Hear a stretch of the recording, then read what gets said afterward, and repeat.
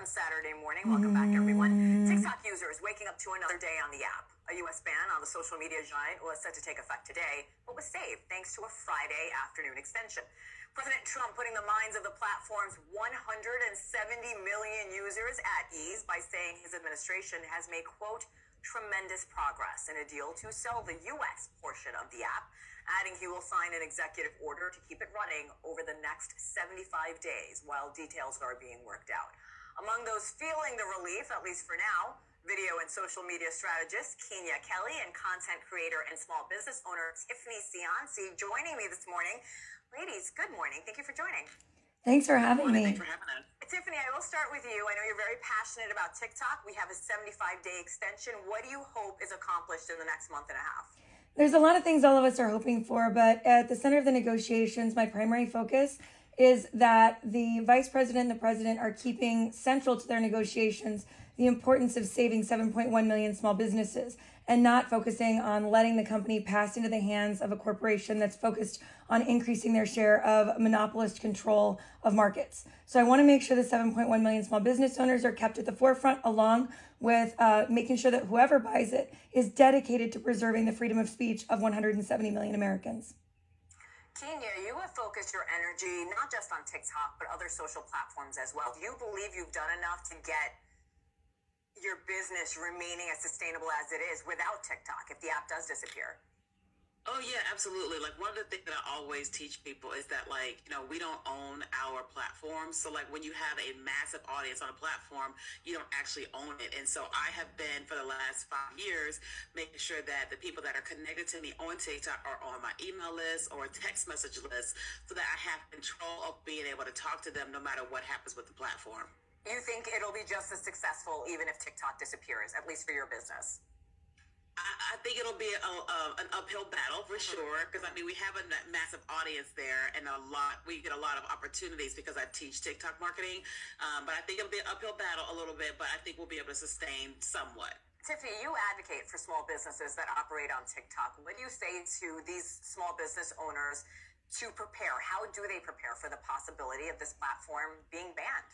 If I'm being honest, there's so many different types of small businesses that succeed on TikTok that can't succeed on any other social media platform in their current iterations, that for many of them, they don't have that option to just look to go somewhere else. So what I tell them is that they need to take an active role in this process. I don't believe for a single second that President Donald J. Trump wants the closure of 7.1 million small businesses or the loss of millions of small businesses employees on his tally sheet. I believe that when he saved it the first time, this became his problem. And I believe that we have to take an active role in driving the narrative to ensure that whoever acquires the portion of TikTok that allows it to remain is doing what's right for the small businesses and doing what's right for the users, instead of just doing what's right for a billionaire's pocketbook. And so it's really important that they take an active role. At the same time, they should be diversifying in some ways. I don't generally encourage my small businesses to give business to the platforms that have spent tens of millions of dollars to ensure the destruction of TikTok, like Meta. That's something that I don't encourage, because I think that's actually showing that the process would be winning. Tiffany, is it the algorithm that's so important to TikTok businesses? Does it come down to that? It's that's a part of it. Meta's algorithm and YouTube's algorithm is specifically designed to impede small business access to organic growth. 99% of each of their revenue is driven entirely by ads in small businesses primarily. So they've lost tens of billions of dollars to TikTok because on TikTok, their algorithm is designed for immediate organic growth without buy-in. Small businesses don't have to pay to access their audiences on TikTok. And that's why it's cost Meta and Apple and Google so dearly. Thank you for that explanation. I did not know that. Kenya, as someone who uses other platforms, have you noticed a difference in recent weeks to make those other platforms, whether it's Instagram, Facebook, a more desirable alternative? Oh, yeah. So, of course, since they were talking about the TikTok ban, but at least over the last couple of months, you're seeing where people like Facebook, like Mark Zuckerberg, he's having all these conversations with big influencers.